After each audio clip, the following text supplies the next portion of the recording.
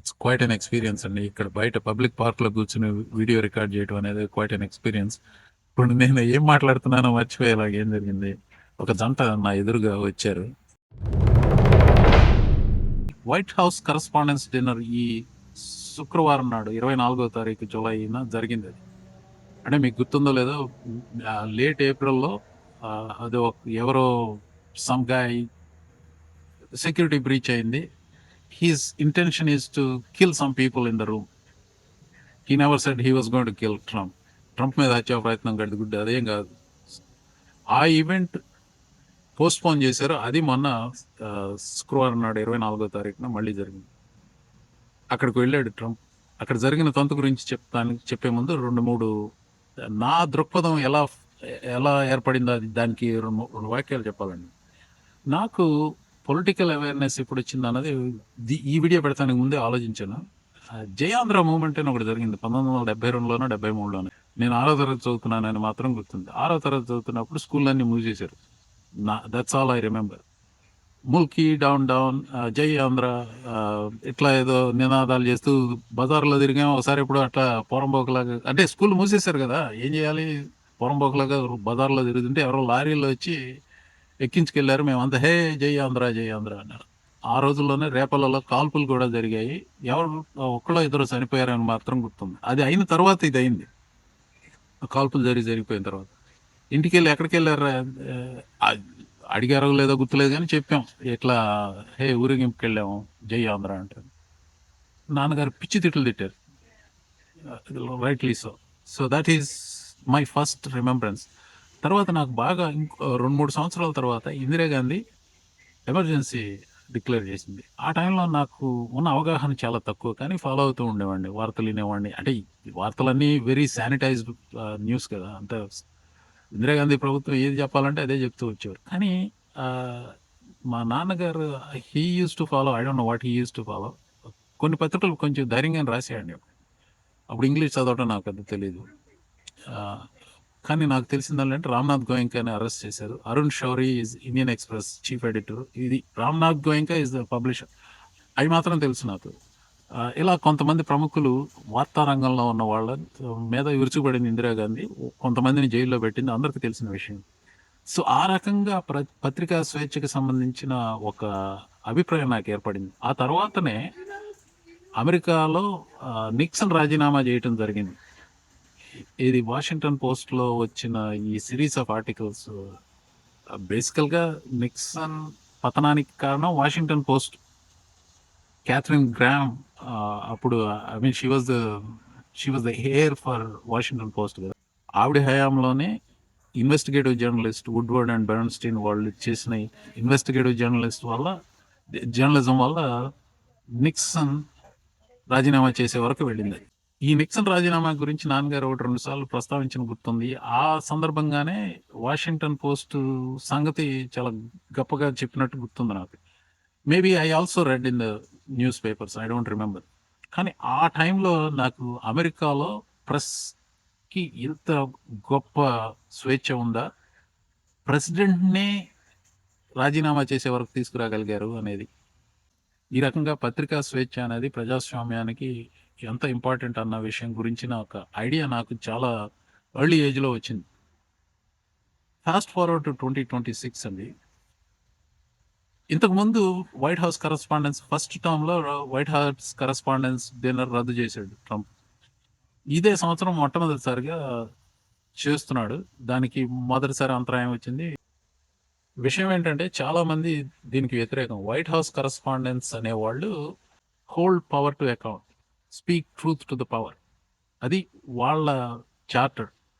అలాంటి వాళ్ళు ప్రెసిడెంట్నే ముఖ్య అతిథిగా వచ్చి పక్కన కూర్చోబెట్టుకుని భుజాలు రాసుకుంటూ వైన్ తాగుతూ డిన్నర్ చేయటం, ఇదంతా సమంజసం కాదనే అభిప్రాయం కల్పించే వాళ్ళల్లో నేను ఒకడిని. న్యూస్ పేపర్స్ని, ఇతర వార్తా సంస్థల మీద బిలియన్స్ ఆఫ్ డాలర్స్ సూ చేసి వాళ్ళని జైలు పాలు చేస్తానని అదాది అడావుడి చేసి విలేకరులకి సుపీనాలు పంపించిన ఇతగాడిని స్టేజ్ మీద ముఖ్య అతిథిగా తీసుకొచ్చి వాళ్ళతో జోకులు వేయటం అనేది అది ఎంత సమంజసం? That is what this whole event is about. ఇంత హాస్యాస్పదమైన ఈవెంట్‌లో వావ్! కామెడీ రొటీన్స్ ప్రెసిడెంట్సే చేస్తాయి.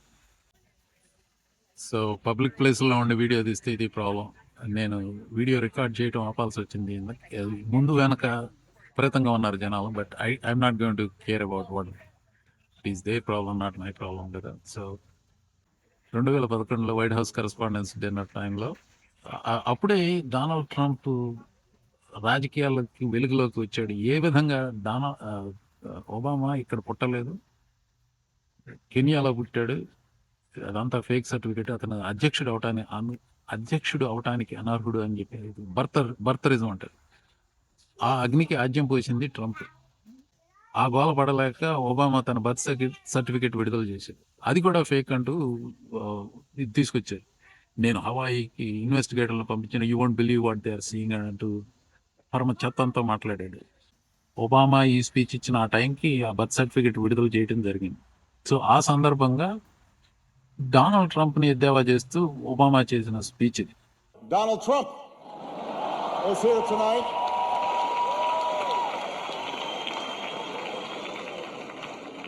Now, I know that he's taken some flack lately, but no one is happier, no one is prouder to put this birth certificate matter to rest than the Donald.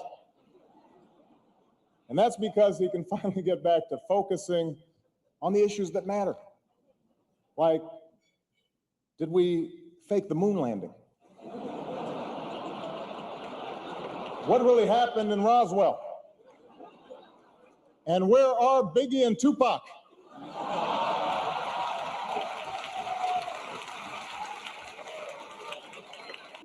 All kidding aside, obviously we all know about your credentials and breadth of experience. For example, no, seriously, just recently in an episode of Celebrity Apprentice at the steakhouse, the men's cooking team did not impress the judges from Omaha Steaks. And there was a lot of blame to go around, but you, Mr. Trump, recognized that the real problem was a lack of leadership. And so ultimately you didn't blame Little John or Meatloaf. You fired Gary Busey.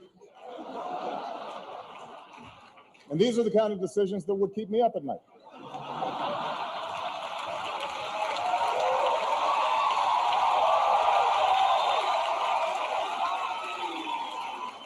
Well handled, sir. Well handled. Say what you will about Mr. Trump. He certainly would bring some change to the White House. Let's see what we've got up there.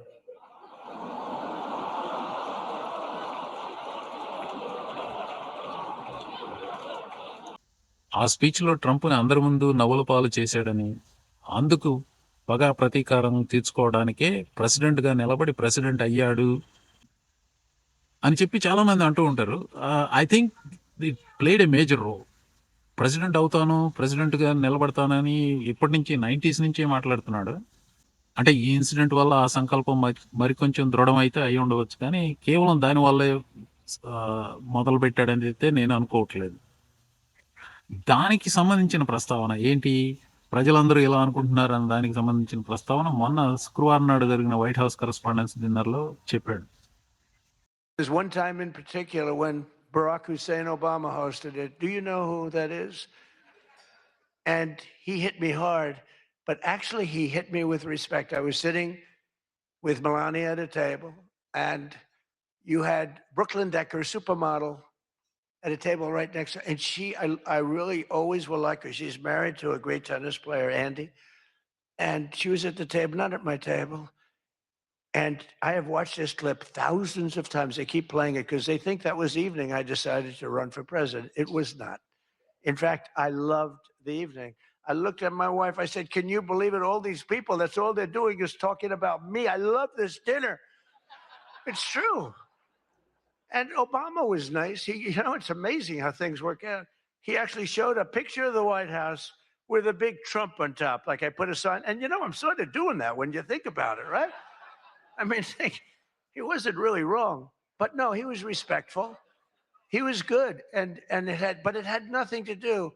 It had nothing to do. I just decided that I wanted to make America great again. This had nothing to do with that dinner. I've gotten so many. Yeah. నేను చాలా సంవత్సరాలుగా ట్రంప్‌ని observe చేస్తున్నానండి. ముఖ్యంగా గత 15 సంవత్సరాలుగా. ఏది Obama birth సర్టిఫికేట్‌ని challenge చేశాడు చూసారా? అప్పటినుంచి నేను అబ్జర్వ్ చేస్తున్నాను చాలా ఎక్కువగా.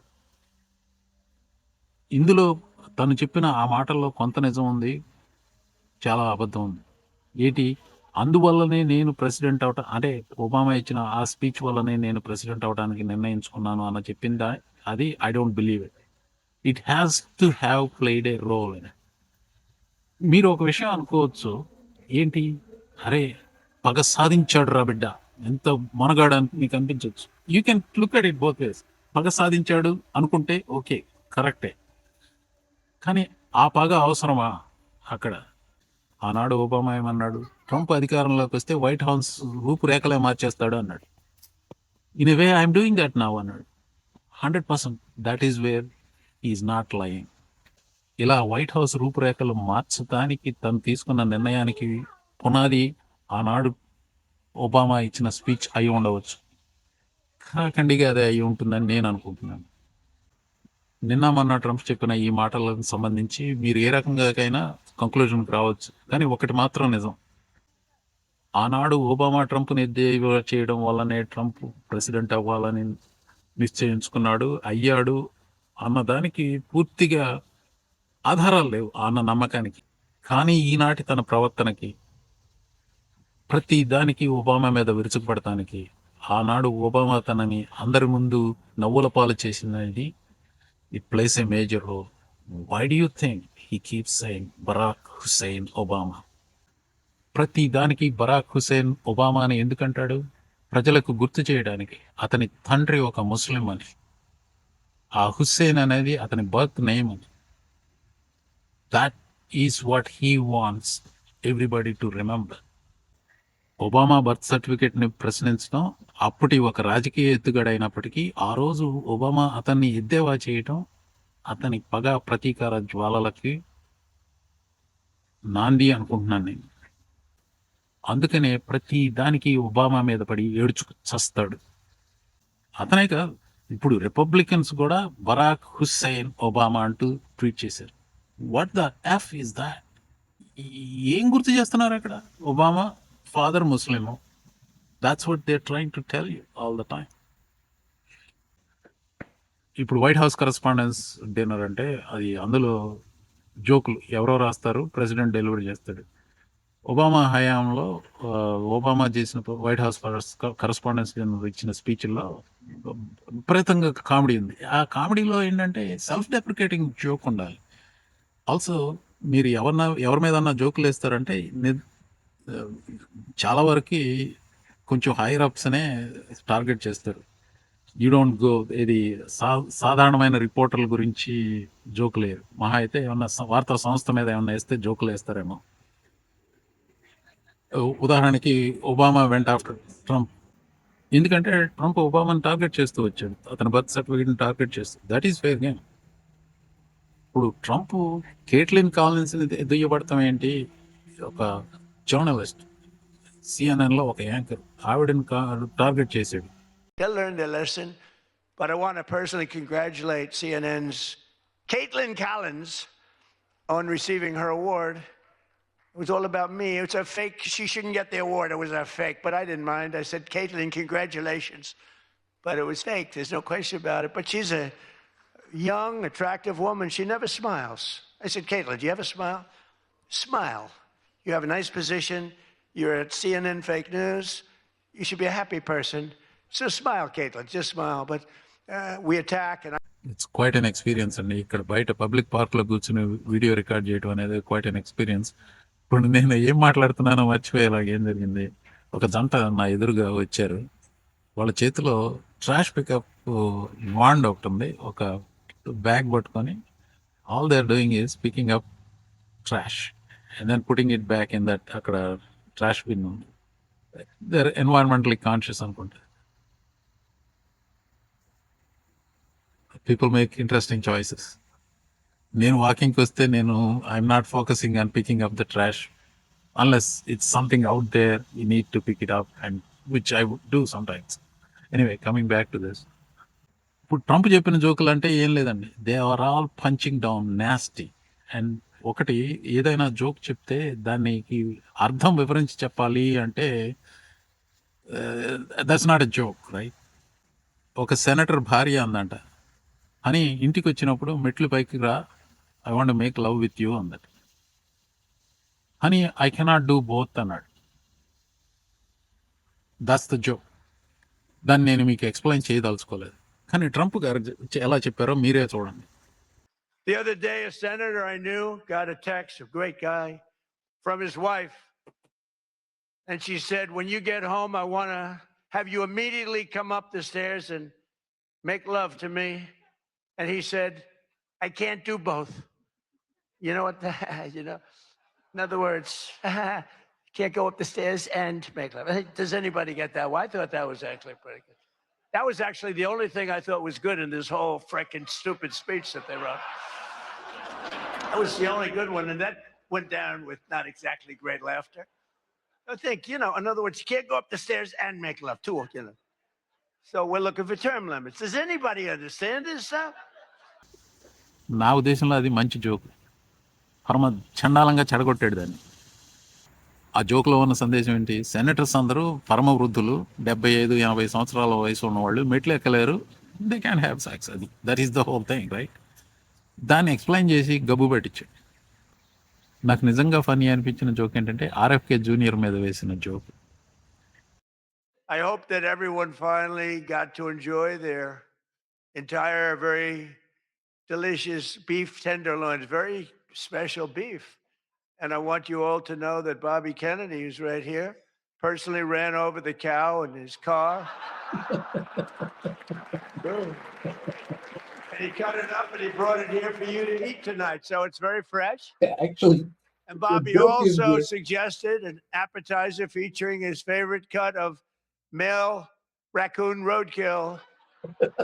But we drew the line at that, Cheryl. We said, no, we're not going to do that. We're not doing that. We love Bobby. I'll tell you, it is a piece of work. You think it is fun, but he is a very different kind of a person, I will tell you. But he has what it takes, and he's smart, and he loves the country, and he wants people. Okay, so as much as I hate this asshole, the joke is good. His delivery was good. That's my point.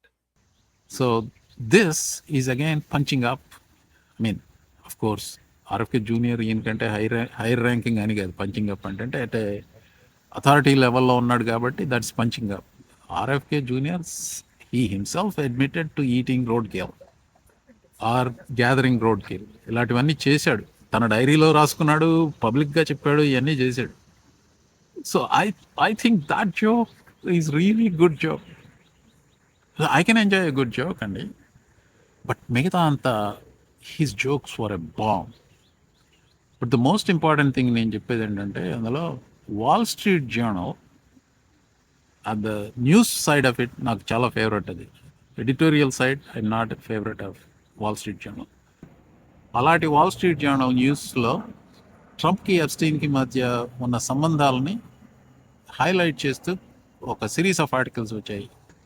ఇది Epstein 50th బర్త్డేకి సంబంధించినప్పుడు ప్రముఖులు రాశారు, చూసారా మెసేజ్లు. అందులో Trump ఒక silhouette of A women ఒక poem లాగా రాసి కింద ఆవిడ ప్యూబిక్ హెయిర్ ఉన్న చోట సంతకం పెట్టాడు, చూసారా. అది అన్కవర్ చేసింది Wall Street Journal. Where did they get that from? Jeffrey Epstein estate దగ్గర నుంచి వచ్చింది.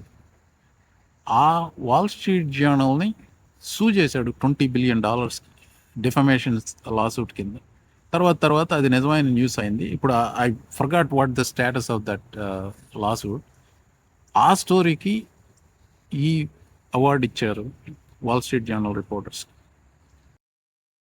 And now the Katharine Graham Award for Courage and Accountability, named for the legendary Washington Post publisher, and it comes with a prize of $10,000. This year's award goes to the Wall Street Journal.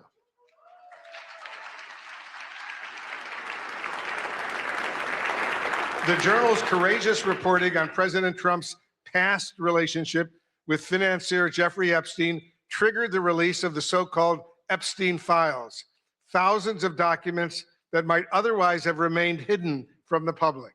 And despite the president's threat of a lawsuit, the Journal published a story about a provocative letter to Epstein bearing President Trump's signature. Trump quickly filed a $20 billion lawsuit against the Journal, revealing reporter Khadija Safdar's home address. Her family had to be relocated. The Journal was kicked off of Air Force One, but the reporters continue to file revelatory stories. Please welcome the winners of the Katharine Graham Award from the Wall Street Journal. Khadija Safdar, Sadie Gurman, Annie Linsky, Josh Dawsey again, Alex Leary, Rebecca Ballhaus, and Ryan Barber. Their colleague, Joe Palazzolo, could not attend tonight. Wolf Blitzer కూడా ఏ విధమైన రాజీ పడకుండా ఆ citation పూర్తిగా చదివాను. Trump వీళ్ళని suit చేస్తున్నప్పటికీ $20 billion suit చేస్తున్నప్పటికీ ధైర్యంగా ట్రంప్ని ఎదుర్కొని ఆ రిపోర్టింగ్ చేశారంటే ఏమన్నా అర్థం ఉందండి? వెళ్ళి ట్రంప్తో ఇకిలించుకుంటూ షేక్ హ్యాండ్ ఇచ్చి వాళ్ళు, I mean, what is this nonsense? Charade.